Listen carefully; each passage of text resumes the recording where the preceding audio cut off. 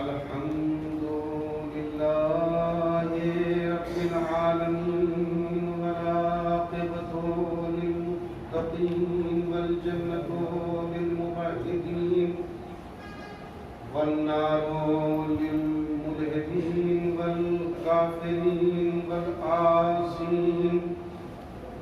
الصلاة والسلام والتحية والإكرام على محبوب رب المشرقين والمغربين جد الحسن والحسين أبي القاسم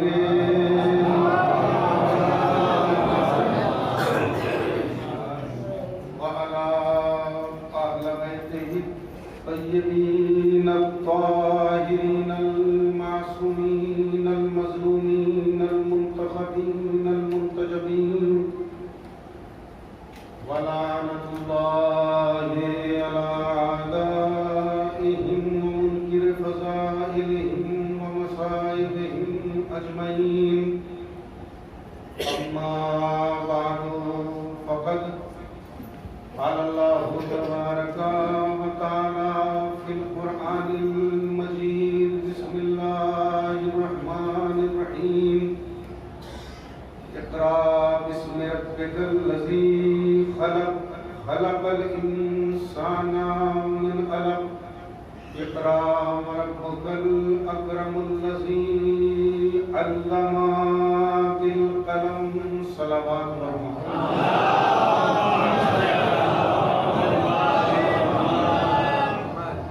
برادران ایمانی، کچھ معزز اور صاحبان شرف افراد پیچھے بیٹھے ہوئے ہیں، اور ظاہر ہے کہ جو فرش عزا پہ جہاں بیٹھا ہے وہ اس کی انکساری ہے.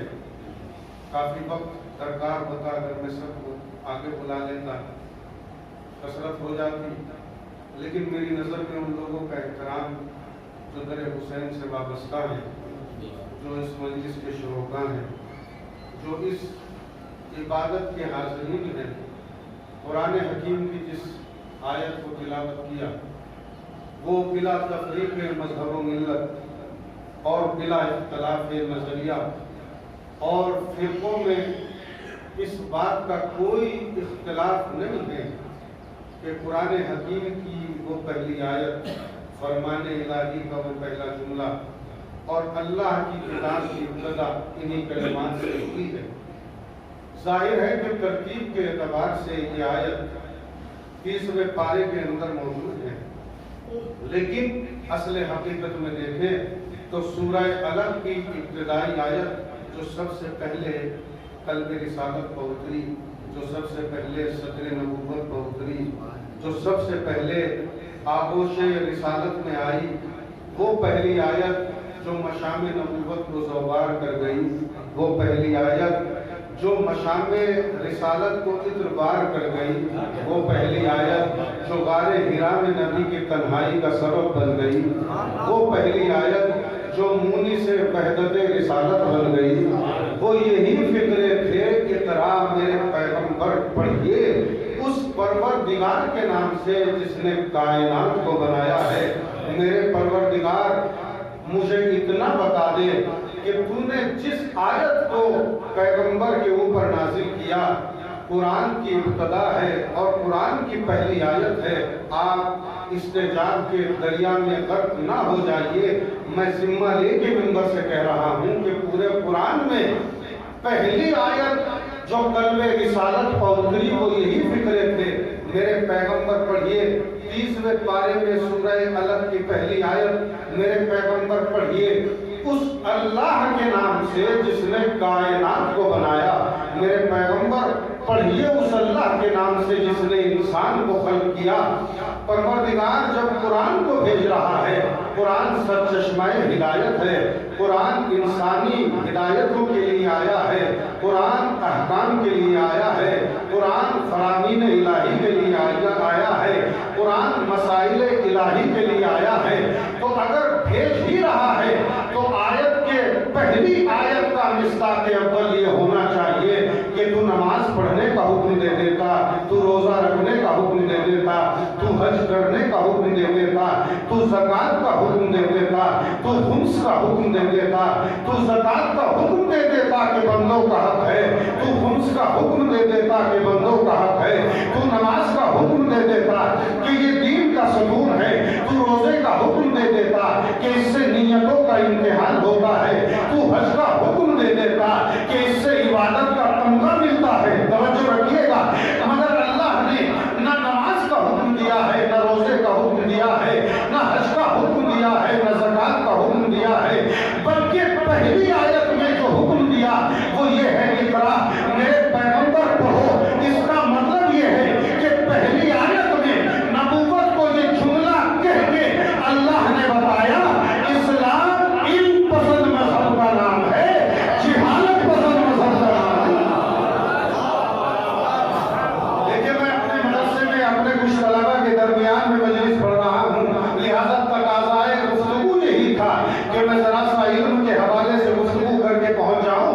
अल्लाह ने पहली आयत में नमाज का हुक्म नहीं दिया, बल्कि पढ़ने का हुक्म दिया, मेरे पैगंबर पढ़ो। उस नबी से कह रहा है कि निताब आलम में जितना इम्कान इल्म था वो नबी को अता किया और फरमाया अल्लाह का मालम का तुम तालम, मेरे पैगंबर हमने तुझे वो सब कुछ सिखा दिया जो हम तुम्हें सिखा सकते थे। उस नबी से कह रहा है पढ़िए, इक़रा बिस्मि रब्बिकल लज़ी खलक़, ऐ मेरे पैगंबर पढ़िए उस अल्लाह के नाम से जिसने कायनात को बनाया है। अब एक जुमला कह के बारे समाज को और बढ़ा देता हूँ और मजलिस की बोरियत में और इजाफा कर देता हूँ। अजीजों सुनिए, मुझे मलाल नहीं है कि तकरीर का क्या हाल होगा, मगर मफाहिम आपके ज़हन में चले जाए। कुल्लु अमरिन फ़ी बालिन लम युब्दा बिस्मिल्लाहिर रहमानिर रहीम फहुवा अब्तर। कुरान का पहला लफ्ज़ है इक़रा।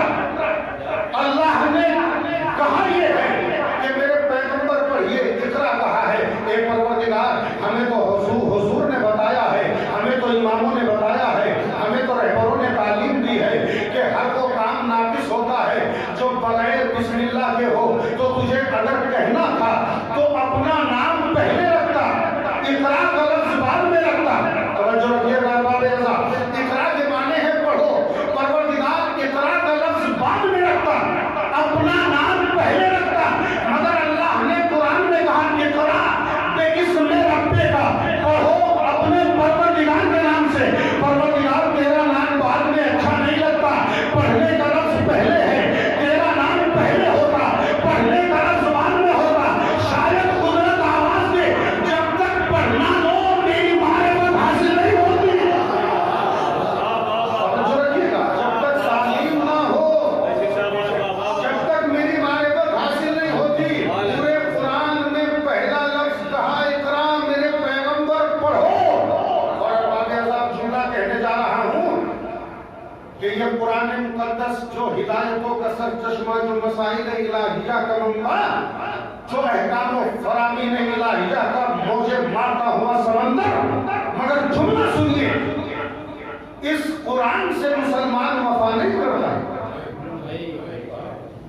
मैं अगर अपने दावे पर दलील न दे सकूं तो मजलिस के बाद आपके शहर में रहने वाला आपका मेहमान हूँ, पूछने का हक है। मैं एक मिसाल बयान करता हूँ। मेरे 2 बच्चे हैं, आप दावा करें रात दिन कि हमें आपके बच्चों से बड़ी मोहब्बत है, लेकिन जब मुशाहदा हो और सामने आए तो आप एक बच्चे की पेशानी चूम लें और दूसरे बच्चे की तरफ तवज्जो न दें। और बाबे अज़ा, मैं कहूँगा ये नफ्से मोहब्बत है, ये दोई है, ये सौतेलापन है, ये आपका अंदाज अच्छा नहीं है, ये शफ़क़त और मोहब्बत और उन्स की दूर की बातें हैं। अजीजों, पैगंबर ने अपनी 2 ग्राम कद्र चीजें छोड़ी, एक कुरान छोड़ा, एक अहले बैत छोड़े। इंसाफ से बताओ कि अगर आज अलम के साथ बेहुरमती हो जाए तो दुनिया कद्र पर उतर आती है, कुरान के साथ खिलवाड़ हुई।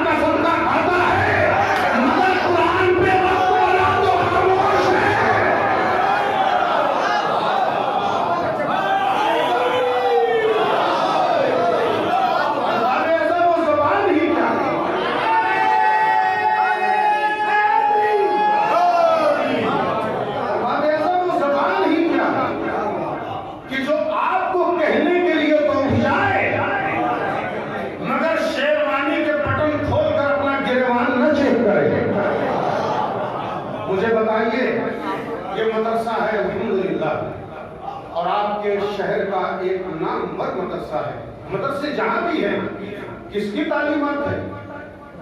قرآن مجید کی۔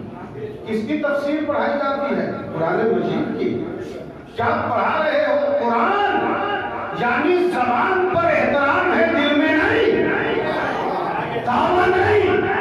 عزیزوں، اب جملہ کہہ رہا ہوں، آسمانوں سے زیادہ بھاری ہے، مجھے معاف کر دیجئے گا، مجھے اس تلخ نوائی سے معاف کر دیجئے گا۔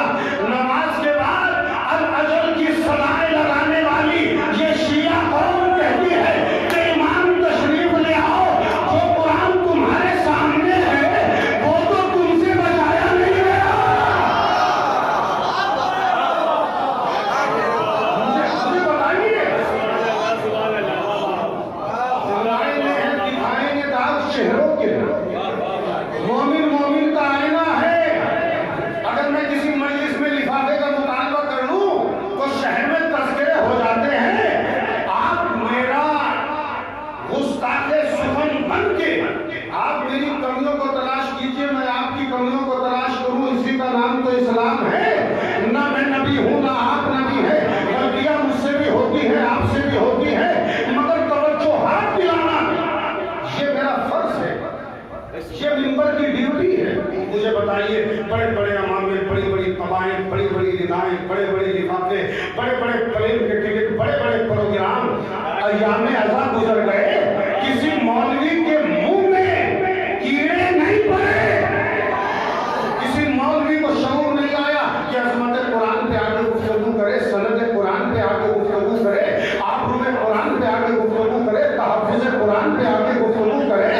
مجلس میں بیٹھ کے ہمارا قرآن اتنا اہم ہے کہ ابا کی فاتحہ بغیر سورہ حمد کے نہیں ہو سکتی۔ آپ سمجھتے کیا ہے؟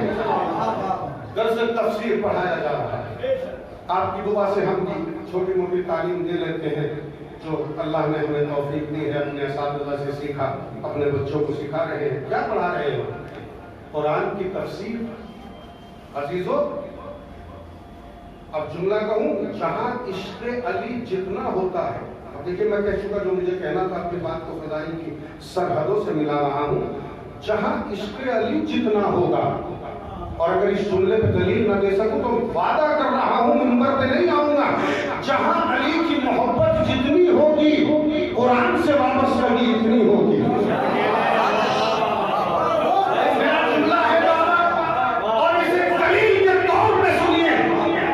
میسن کے عشق کا تذکرہ سنا ہے، علم کا تذکرہ نہیں سنا۔ میں سناتا ہوں، آپ سمجھتے ہیں یہ میسن تمار علی علی کرتے تھے، گلی کوچوں میں پھرتے تھے؟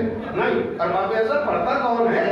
پاکستانی خطابتیں چل رہی ہیں، وہی زلف دراز، وہی ہاتھ پہ کلاوہ، وہی انداز، وہی نقطے، وہی لہجہ، الفاظ بھی تو نہیں بدلے جاتے لوگوں سے، جملے بھی تو نہیں بدلے جاتے۔ میں بتاتا ہوں، میسن تمار کے عشق کا تذکرہ سنا ہے، میں علم کا تذکرہ سنا رہا ہوں، اس دعوے کے ساتھ کہ جہاں علی کا جتنا عشق ہوگا وہاں قرآن سے اتنی وابستگی ہوگی۔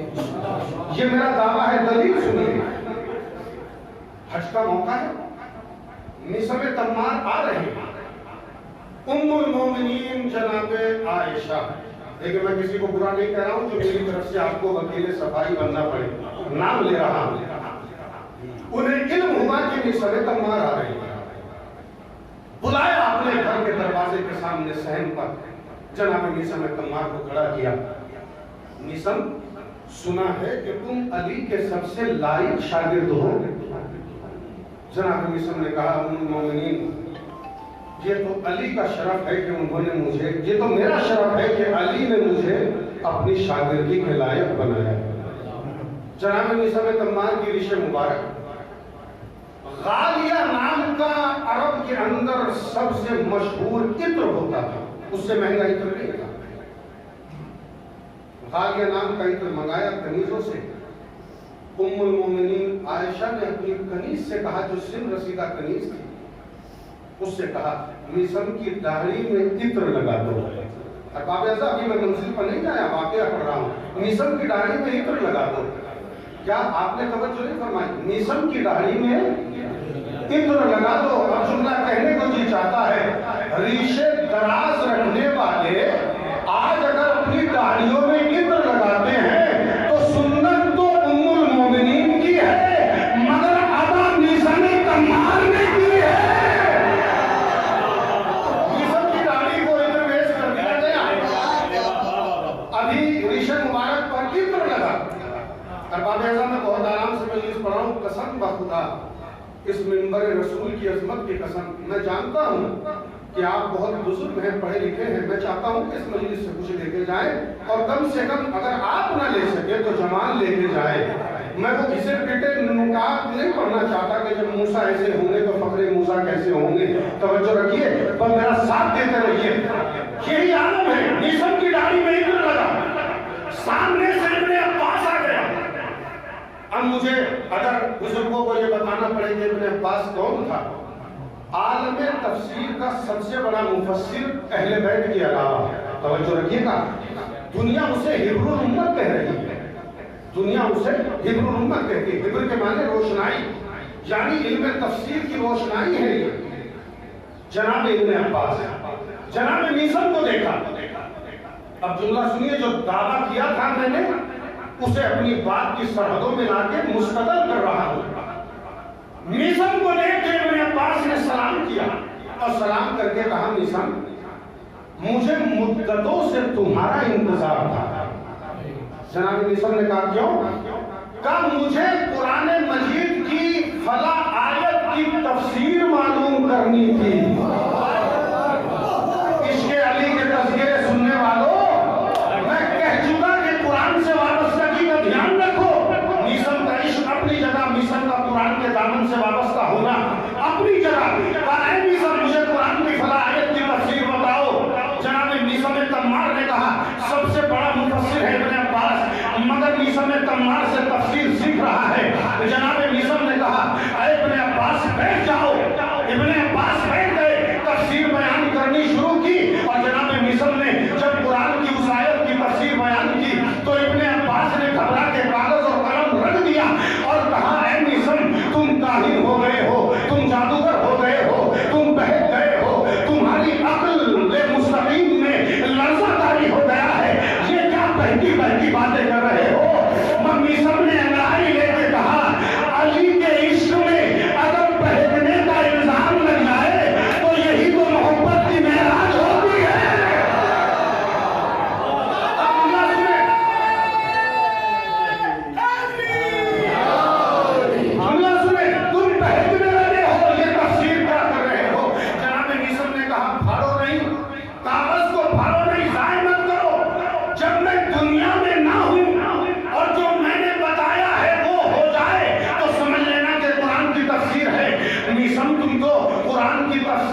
بیان کرتے کرتے اپنے فضائل بیان کر رہے ہو, اپنے فضائل بیان کر رہے ہو. اب جملہ آسمان سے زیادہ بھاری ہے, مجھے کہنے دو. ابن عباس نے کہا میسم میں نے قرآن کی تفسیر معلوم کی تھی, تم نے اپنے فضائل بیان کرنے شروع کیے. اور جملہ کہنے کو جی چاہتا ہے جب قرآن کی آیتوں میں علی کے عاشقوں کے فضیلت کے تذکرے موجود ہے تو قرآن کی آیتوں میں علی کی فضیلت کیسے نہیں ہوگی؟ بیان کر رہے ہیں, بیان کر رہے ہیں, علم بیان کر رہے ہیں, علم غیب بیان کر رہے ہیں. جو آنے والی باتیں ہیں وہ بیان کر رہے ہیں. قبیلہ بنی اسد میں پہنچے اور وہ شخص ہے سامنے جسے دنیا حبیب ابن مظاہر کے نام سے یاد کرتی ہے. یہ درسگاہ حسینیت کا شاگرد ہے, وہ درسگاہ ولایت علی کا شاگرد ہے. اور میسم کی جب نگاہ پڑی ہے تو سلام کیا جناب میسم نے حبیب ابن مظاہر, اور سلام کر کے کہا سلام ہو اس پر کہ جس کی سر کی زلفیں سرخ رنگ کی ہے اور وہ حسین کی نصرت کے لیے نکلے گا, مارا جائے گا, قتل ہو جائے گا. جیسے حبیب نے جملہ سنا, وہ علی کا شاگرد ہے, حبیب حسین کے شاگرد ہے. جملہ سنیے گا, معرفت دونوں نے درے آل محمد سے لی ہے. جیسے یہ جملے سنے حبیب نے مسکرا کے کہا سلام ہو اس پر جسے عشق علی میں پھانسی دی جائے گی، تختہ دار پر چڑھایا جائے گا۔ میثم نے مسکرا کے کہا تم نے کہاں سے سیکھا؟ کہا یہ بتائیے آپ نے کہاں سے سیکھا؟ حبیب نے کہا مجھے تو حسین نے سکھایا، میثم نے کہا مجھے علی نے سکھایا۔ تو دونوں میں گفتگو ہونے لگی، کہا یہ بتا دو، میثم سے حبیب نے سوال کر کے کہا تمہیں علی نے کتنے دن میں سکھایا؟ کہا 4 برس تک علی کی خدمت کی تو علی نے مجھے یہ علم دیا۔ حبیب نے انگڑائی لے کے کہا اللہ ہے عطائے حسینی، جو 4 برس میں سیکھا حسین نے مجھے 1 رات میں سکھایا، مجھے 1 رات میں سکھایا۔ دونوں گفتگو کر رہے ہیں، مسکرا رہے ہیں، بنی اسد کا قبیلہ ہے، دعوت کا اہتمام ہے، کھانا کھایا، چلے گئے۔ جیسے ہی حبیب اور جناب میثم قبیلہ بنی اسد سے گئے تو لوگوں کی عادت ہوتی ہے نا، عزیزوں کو عادت تو میں بیان کرنے کی ضرورت نہیں ہے، پہچان ہی لیں گے کہ ادھر بزم سے کوئی اٹھا، ادھر برائی شروع ہونے لگی۔ قسم خدا ابھی تو اس کے جانے کے آثار بھی محو نہیں ہوتے کہ برائی شروع ہو جاتی ہے۔ تو جب ہمارے شائستہ اور مہذب سماج کا یہ عالم ہے تو اس دور تعصب کا کیا عالم ہوگا؟ حبیب اور میثم دونوں بنی اسد کے قبیلے سے گئے۔ ابھی یہ باتیں ہو رہی تھی کہ آپس میں لوگوں نے کہا کہ دونوں بڑے جھوٹے ہیں۔ دیکھیں مجھے اقرار ہے کہ مجلس کو ایک منزل پر لا کر اب میں خود اپنی مٹی کو اپنے ہاتھوں سے خراب کرنے لگا ہوں، مگر اس یقین کے ساتھ کہ آپ کو کچھ واقعات وہ سنا دوں جو بہت کم مجلسوں میں سنے جاتے ہیں۔ ارباب اعضاء چلے گئے میثم اور حبیب، لوگوں میں تذکرہ شروع ہو گیا کہ صاحب یہ تو بہت بڑے جھوٹے ہیں، جو نہیں ہوا ہے اس کے ہونے کی خبر دے رہے ہیں۔ برائیاں ہونے لگی۔ رشید حجری جو علی کے شاگرد تھے، میں اپنے طلاب کو بتانے کے لیے کہہ رہا ہوں، مولا انہیں رشید البلایا کہا کرتے تھے۔ رشید حجری آئے، دونوں کا تذکرہ سنا۔ کہا کیا ہوا، کیا تذکرہ کر رہے ہو؟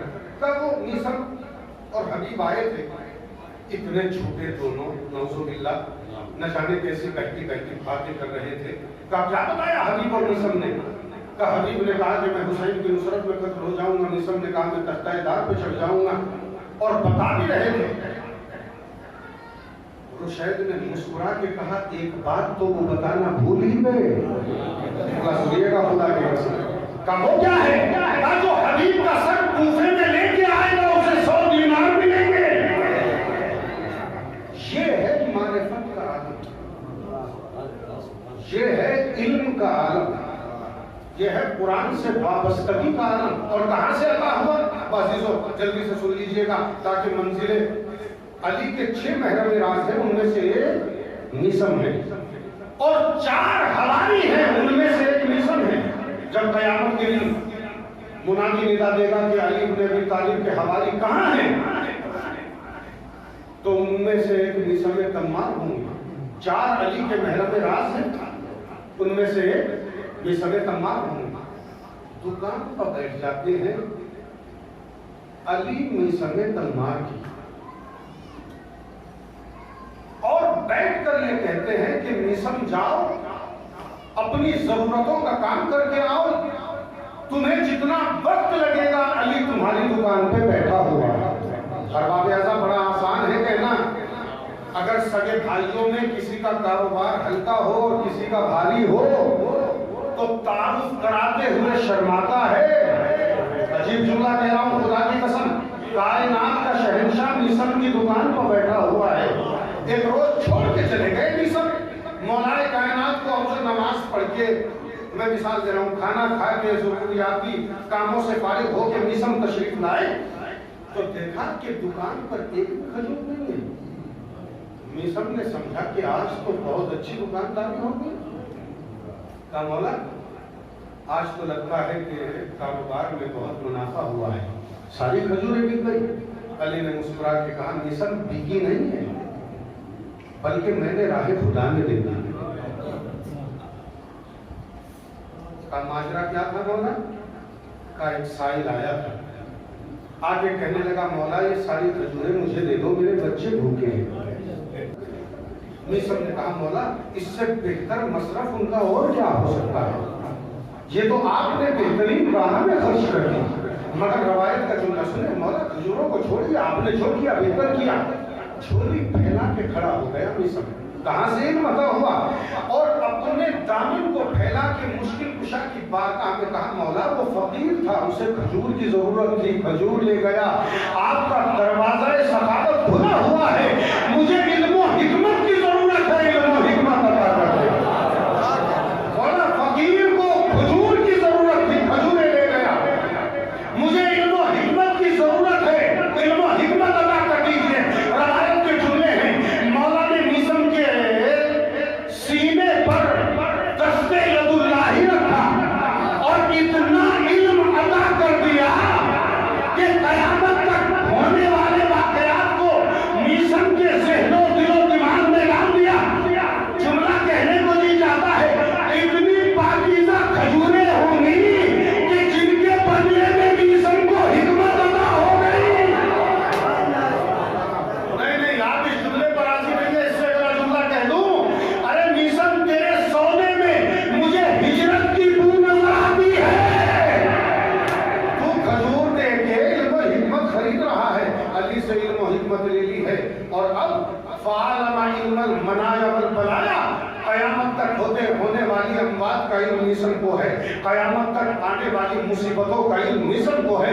یہ وجہ ہے کہ دریا کا سفر کر رہے ہیں، میثم تمار سفر کر رہے ہیں، اور اچانک ملح کشتی میں بیٹھا ہوا ہے، جو کشتی چلا رہا ہے، کچھ لوگ بیٹھے ہوئے ہیں، خاموشی کا عالم ہے کہ میثم نے الحمدللہ کہا، سبحان اللہ کہا، خدا کا شکر ادا کیا۔ لوگوں نے پوچھا میثم کیا مطلب، یہ شکر خدا کیوں کر رہے ہو؟ کہا شام میں ابھی ابھی ایک علی کا دشمن مرا ہے۔ میثم دریا میں سفر کر رہے ہیں، مگر شام میں مرنے والے نجس پلید حاکم کی مرگے خبر مرگ کو دے کے کہہ رہے ہیں خدا کا شکر ہے کہ علی کا ایک دشمن مرا ہے۔ ملا کہتا ہے جب سفر تمام ہوا اور ہم نے تحقیق کی تو جو میثم نے وقت بتایا تھا اسی وقت پر شام میں ایک جھوٹا حاکم مر گیا۔ یہ علم میثم کا کمال ہے، یہ عرفان میثم کا کمال ہے۔ اور بعد عذاب جملہ کہہ کے آگے بڑھ رہا ہوں، جو لوگ حج و زیارت پہ گئے ہیں وہ میری بات کی تائید کریں۔ مسجد النبوی، اس میں ایک مقام ہے مقام الفیل، جسے باب الفیل بھی کہا جاتا ہے۔ جو لوگ الحمدللہ چلے گئے ہیں وہ میری بات کی تائید کریں، جو نہیں گئے ہیں انشاءاللہ وہ جا کے ملاحظہ فرمائیں۔ اسے باب الفیل کہا جاتا ہے اس لیے کہ وہاں پیغمبر کے سامنے ایک ہاتھی آیا تھا، اس لیے باب الفیل کہتے ہیں۔ اس کے بائیں طرف ایک ستون ہے جو مخصوص ہے مولائے کائنات سے۔ اللہ کا کرم یہ ہے کہ اس عالم افلاس میں مجھے زیارت کا شرف عطا ہو گیا، میں نے خود اس کی زیارت کی ہے۔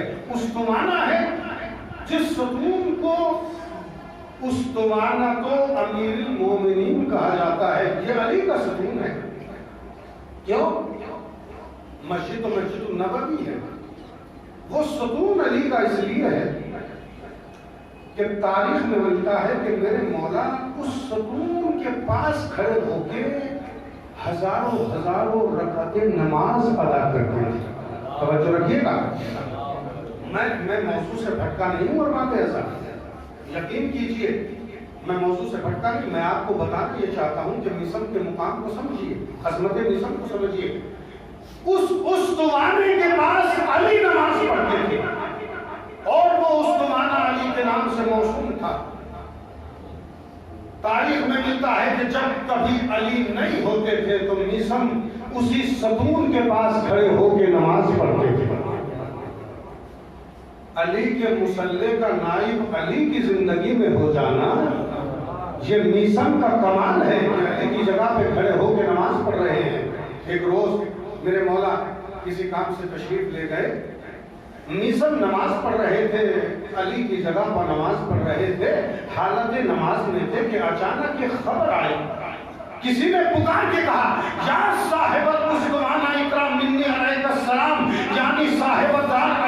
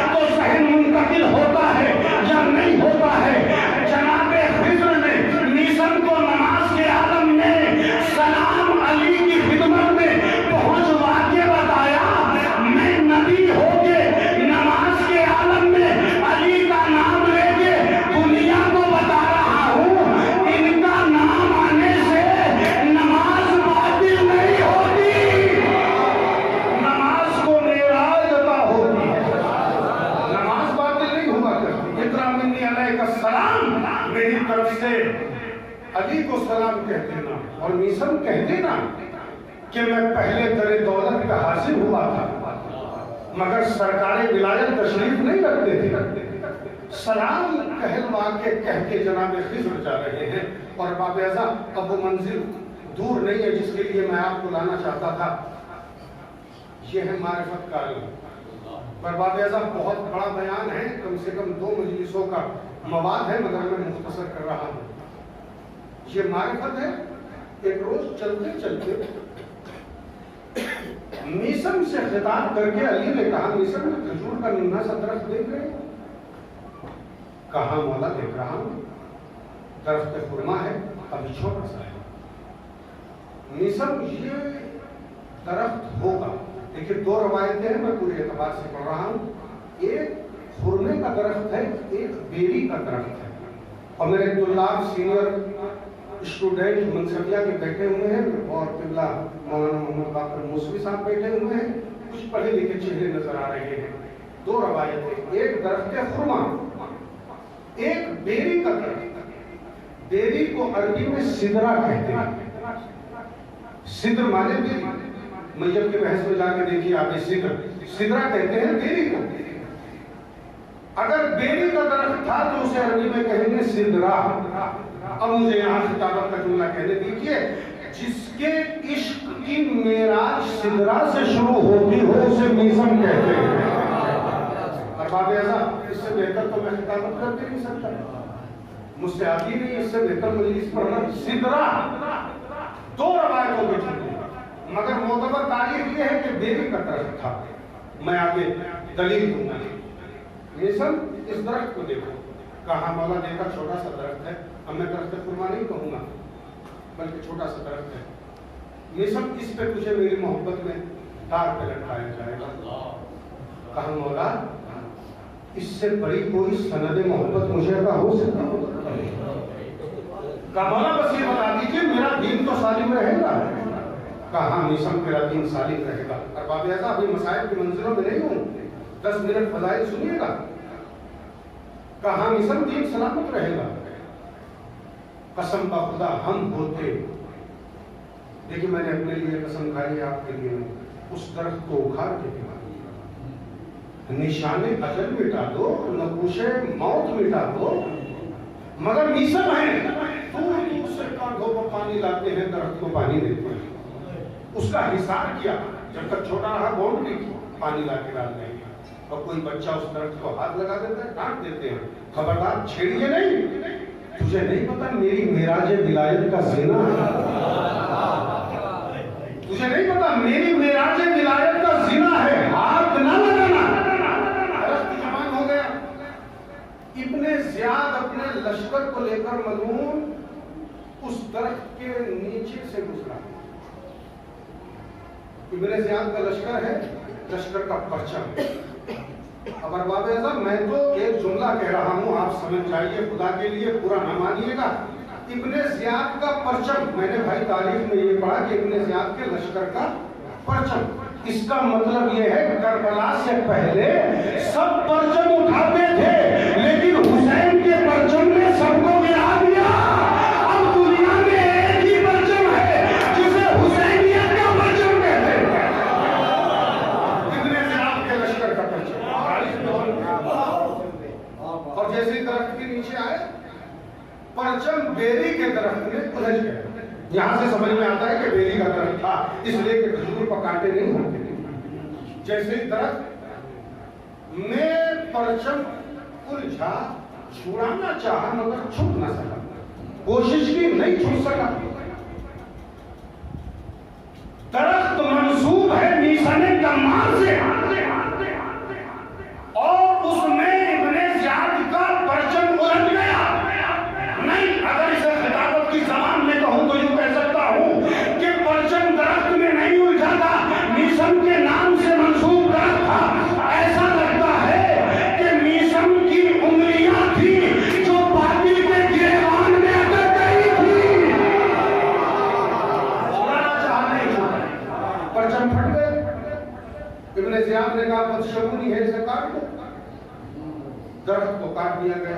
ایک بڑی نے خرید لیا, تختے بنائے. جب وہی تختے بنا رہا تھا مصر کے ایک بیٹے کا نام ہے صالح, اس لیے آپ کی کنیت ہے ابو صالح. کہا بیٹے ذرا لوہار کے پاس جاؤ, ایک میخ لے کے آؤ اور اس پر مصر بن یحییٰ تمار لکھواؤ.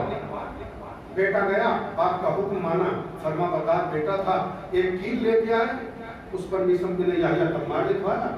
کہا بیٹے بڑھی کے یہاں کارپینٹر کے یہاں 3 تختے رکھے ہوئے ہیں, جس تختے میں چاہو اس کیل کو گاڑ دو, اور جب ملعون مجھے تختہ دار پہ چڑھائے تو مجھے عزت حیدر کی قسم دیکھنا کہ وہی تختہ ہے یا نہیں ہے. بیٹا گیا, کیل لے کے آیا, تختے میں گاڑ دی. ارباب ایسا اب میں فضائل سے مسائل کی منزلوں کی طرف آنے والا ہوں. اب جب مصر نے فضائل حیدر کرار بیان کرنے شروع کیے تو ابن زیاد نے دربار میں بلایا اور بلا کے کہا کہ تمہیں شرم نہیں آتی کہ تم حکومت کے باغی ہو, تم کفر بکتے ہو, تم کافر ہو گئے ہو. تو جناب مصر نے کہا کہ عشق علی میں جب تک کفر کا فتویٰ نہ لگے محبت تمام ہی نہیں ہوتی. تو مجھے کافر کہہ رہا ہے. مجھے محسن نقوی کے شعر یاد آ رہے ہیں. ویسے میں کسی کے چرائے ہوئے شعر پڑھتا نہیں ہوں, اور خطابت اور نظامت میں بڑا فرق ہے, ذاکری اور شاعری میں بڑا فرق ہوتا ہے, مجلس اور محفل میں بڑا فرق ہوتا ہے, مگر میں کہہ رہا ہوں. محسن نقوی نے کہا یا علی مجھ کو تیرا نام بھلا لگتا ہے, تیری نسبت سے یہ اسلام بھلا لگتا ہے. لوگ کہتے ہیں تیرے عشق میں کافر مجھ کو, اور میرے دل کو یہ نظام بھلا لگتا ہے. تم کافر ہو گئے ہو. مصر نے کہا اگر علی کی محبت میں الزام کفر نہ لگے تو محبت ناتمام ہوتی. حقارت پہ اتر آیا, مصر کی غربت کا مذاق اڑانے لگا. کیا علی کے چاہنے والے ایسے ہی ہوتے ہیں جسم پر مٹی لگی ہوتی ہے؟ جناب مصر نے کہا پہلی بات تو یہ ہے کہ میرے جسم پر کوئی مٹی نہیں لگی ہوئی, اور اگر تجھے خاک نظر آتی ہے تو مٹی پاک ہے, پاک کرنے والی چیزوں میں ہے. تو نجس ہے, نجس کی اولاد ہے. یہ حرام زادوں کا دستور ہوتا ہے کہ وہ مجمع عام میں لوگوں کی توہین کرے. مصر نے جملہ کہہ کے بتا دیا کہ کل کا ابن زیاد ہو یا آج کا ابن زیاد ہو, جو مجمع عام میں توہین کرے وہ حرام کا ہوتا ہے, حلال کا نہیں ہوتا. نہیں توہین کا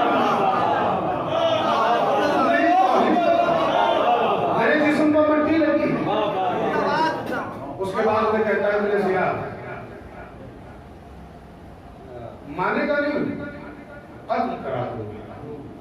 جناب مصر نے انگڑائی لے کے, ہے کہ انگڑائی لے کے کہا میں قتل ہونا نہ چاہوں, تیری کیا مجال تھی کہ تو مجھے قتل کرتا, مگر میرے قتل کی خبر تو علی نہیں گئی تھی. کہا کیا خبر دی تھی علی نے؟ خبر آ گیا. کہا پہلے مصر تمہارے پاؤں کاٹے جائیں گے, پھر ہاتھ کاٹے جائیں گے, پھر تمہاری زبان کاٹی جائے گی.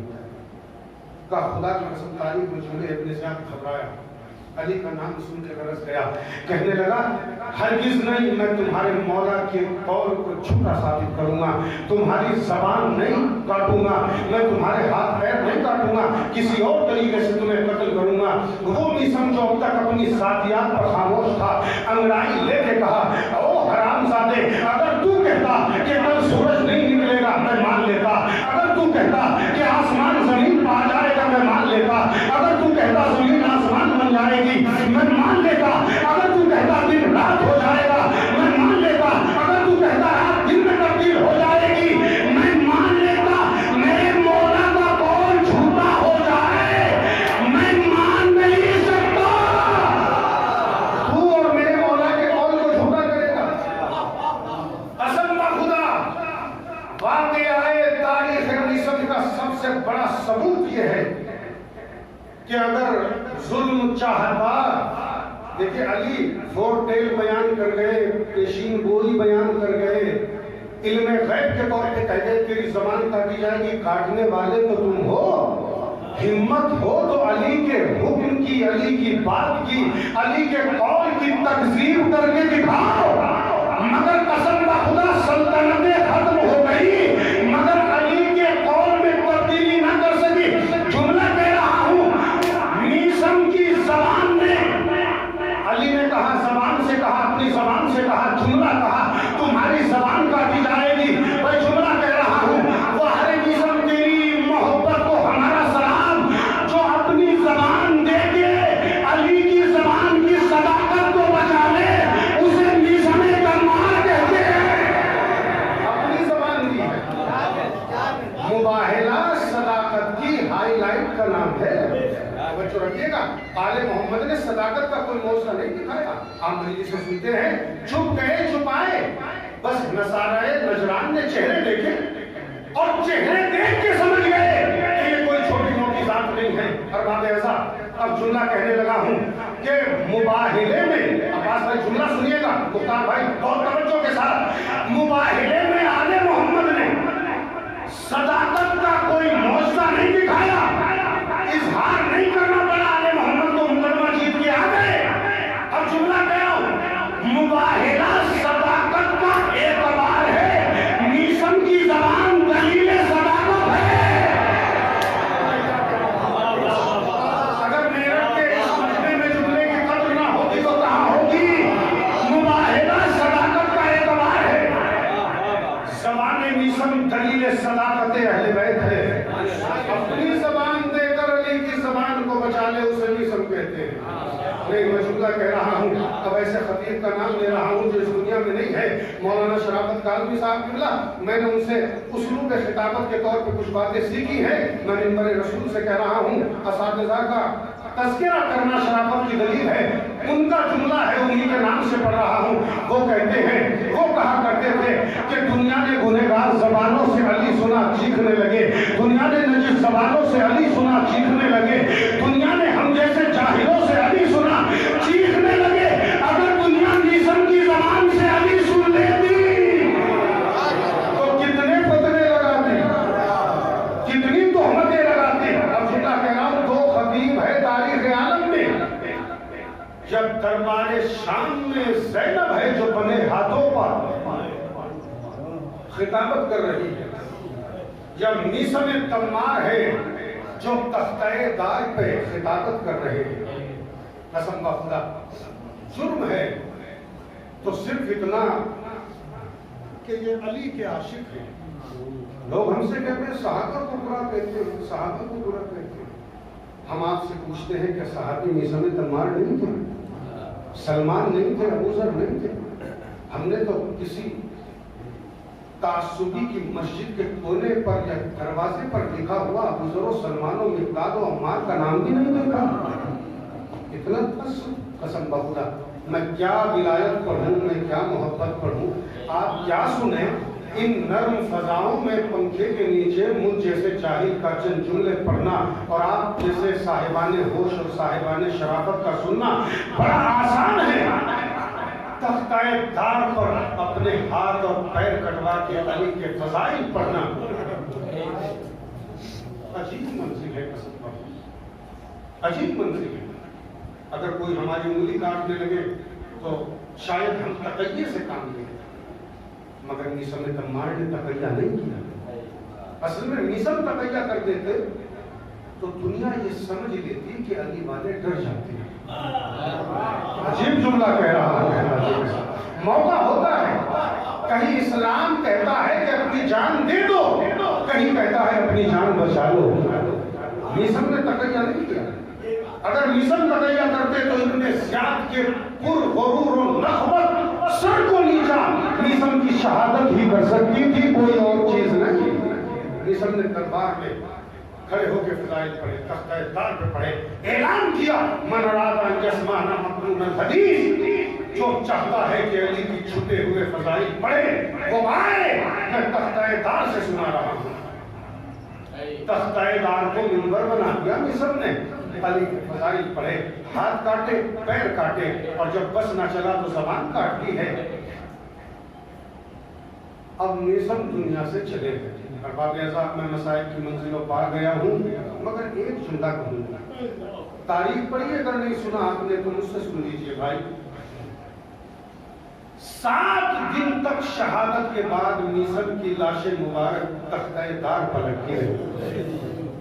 انجمن تاجران کوفہ کے صدر تھے جناب میثم، جو وہاں بزنس کی ٹیم تھی اس کے صدر جناب میثم تھے۔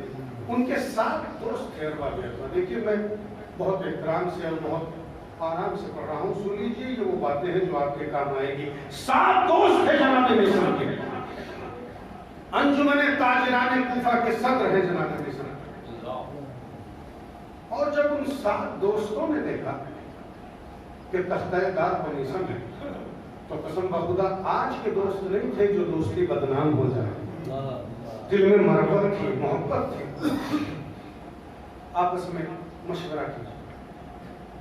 ایک گھر میں میٹنگ کی، کہا دیکھو کچھ بھی ہے، میثم ہے تو بے قصور، میثم ہے تو مظلوم، کچھ بھی ہے تو علی کا چاہنے والا، ہم بھی علی کے چاہنے والے ہیں، کوئی ترکیب کرو کہ میثم کی لاش اس طرح لٹک رہی ہے۔ دیکھیے قتل ہو گئے الگ بات ہے، دوستوں میں باتیں ہوئی، لیکن اتنی احترامی کہ ہم اتنے قائل اور بزدل ہو گئے ہیں کہ میثم کی لاش کو رات دن چوراہے پہ آتے جاتے دیکھتے ہیں۔ ارباب اعزاز 7 دوستوں نے میٹنگ کر کے پلان بنائی کہ رات کے وقت کوفے میں دوسرے حصے میں آگ لگائی، کچھ سامان رکھا وہاں اور اسے آتش زدگی کی، وہاں آگ لگائی۔ جب آگ کے شعلے بلند ہو گئے، کسی کا گھر نہیں جلایا، ارباب اعزاز وضاحت کر دوں، آگ جلائی۔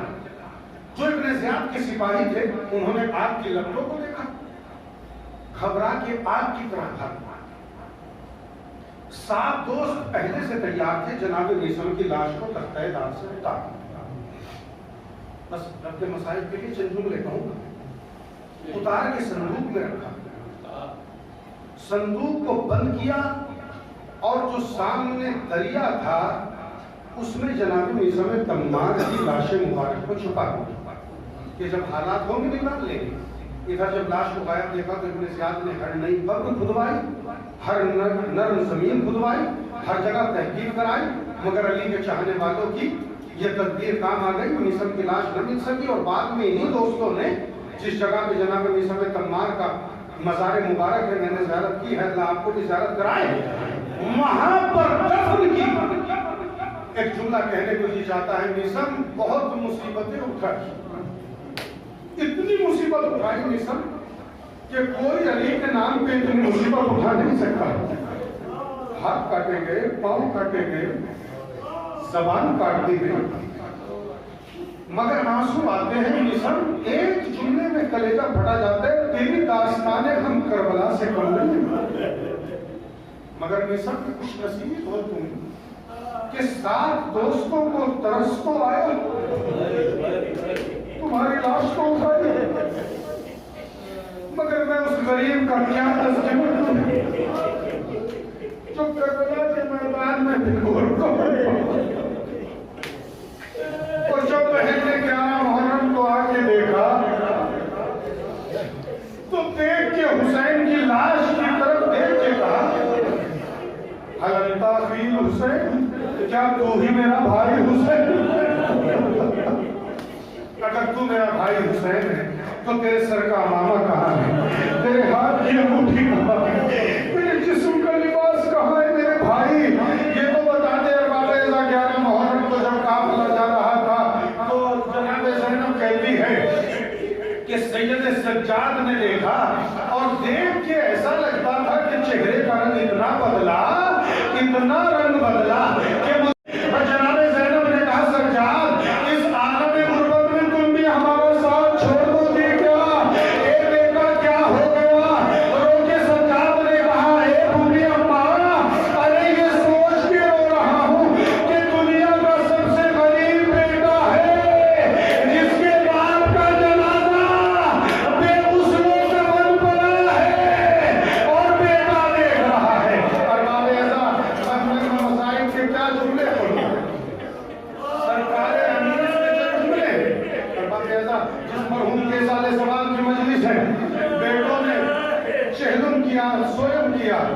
اب یہ غالباً مرثی یا چھمائی کی مجلس ہے، مجھے صحیح علم نہیں ہے۔ اور باب اعضا کیوں؟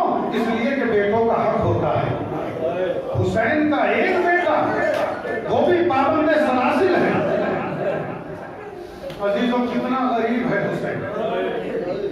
میں چند بند پڑھتا ہوں مسائل کے سرکار انیس کے، اس لیے کہ باب اعضا ایام اعضا میں آپ نے بہت سارے مسائل سنے ہیں، مگر انیس کے ان مصروں کا انداز سنیے، میں مجلس کو انہی مصروں پر ختم کر دوں گا۔ انیس کہتے ہیں کہ جب حسین تنہا رہ گئے اور اپنے ہاتھوں پر لاش علی اصغر لیے ہوئے، اتنی قربانیاں دینے کے بعد بھی حسین کا الوہی تصور کیا ہے؟ اپنے معبود سے کیا چاہتے ہیں؟ اتنی قربانیاں دے کر ہم کسی یتیم کے سر پہ ہاتھ رکھ کے دوسروں کو جتاتے ہیں، ہم ایک پیسہ خرچ کر کے دوسروں کو جتاتے ہیں، ہم کسی کے ساتھ حسن سلوک کر کے گاتے پھرتے ہیں۔ حسین نے گھر لٹا دیا، حسین نے عزیز و اقربا لٹا دیے۔ سرکار انیس کہتے ہیں اس کے بعد بھی حسین کا کیا انداز ہے؟ بس 4 یا 5 بند پڑھوں گا، زحمت تمام ہے۔ میر انیس کہتے ہیں جب مر گئے ہفتاد و 2 تن راہ خدا میں، تنہا رہے شاہ شہدا دشت بلا میں۔ انیس کہتے ہیں دیکھیں بند کو سنیے گا، جب مر گئے ہفتاد و 2 تن راہ خدا میں، تنہا رہے شاہ شہدا دشت بلا میں، طاقت نہ رہی جسم ایمان دوسرا میں، کوئی نہ رہا شہ کے عزیز و رفقا میں، سرکار کی رونق تھی نہ دربار تھا باقی، لٹنے کو حرم ورنے کو سردار تھا باقی۔ فرماتے تھے ہاتھوں پر لیے لاشہ اصغر، صد شکر تیرا اے میرے داور، کس منہ سے تیرا شکر کروں اے میرے داور، تو نے میرے اصغر کو دیا رتبہ اکبر، جہاں اس نے محب کو کہ جو بچوں پہ فدا کی، شش ماہ پہ بالکل ہے یہ تائید خدا کی۔ اور اس کے بعد ان کے ساری حسین کی سنیے، مجھ میں تھی یہ طاقت کہ بھرے گھر کو لٹا تھا، ماں قتل ہو اکبر ادھر اصغر کو ملا تھا، بازو ہو جدا ہاتھ نہ امت پہ اٹھاتا، کرتے یہ میرے ہاتھ پہ میں رب نہ ہلاتا، منہ خوش کوئی ہنگام تباہی نہیں ہوتا، بندے پہ یہ بے فضل الہی نہیں ہوتا۔ یہ حسین کا انکسار ہے، قربانی دینے کے بعد بھی اپنے پروردگار کو یاد کر کے حسین کہہ رہے ہیں بس 2 بند اور سن لیجئے۔ کہتے ہیں آدم کی بکا فرقت جنت میں ہے مشہور، یثرب سے نکل کر میں رہا خرم و مسرور، یعقوب کے پہلو سے جو فرزند ہوا دور، اس درجہ وہ روئے تھے کہ آنکھیں ہوئی کافور، بندے پہ یہ اللہ کی تائید ہوئی ہے، ارے قربانی اکبر کی مجھے عید ہوئی۔ اس کے بعد کہتے ہیں آخری 2 بند ہیں، اس کے بعد کہتے ہیں امت نے بھلایا ہے مجھے تو نہ بھلانا۔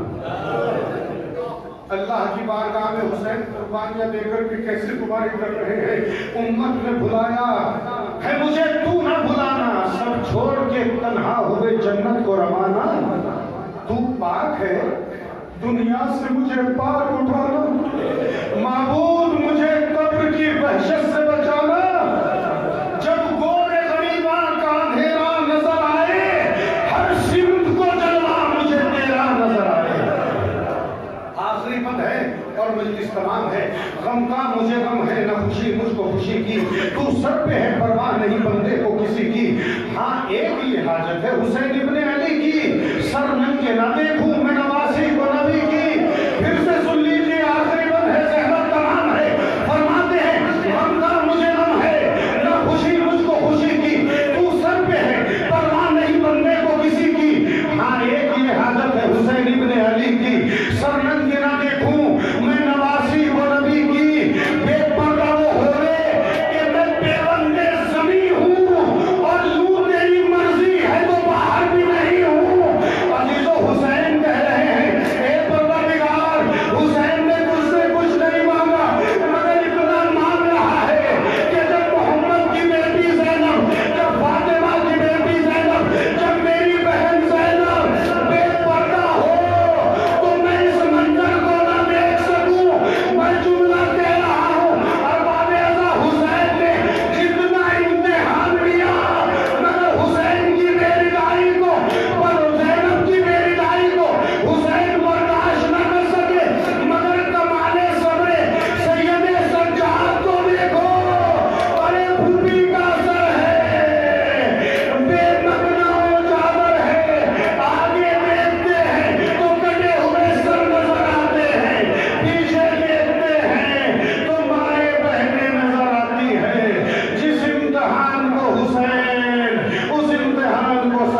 آتے رہے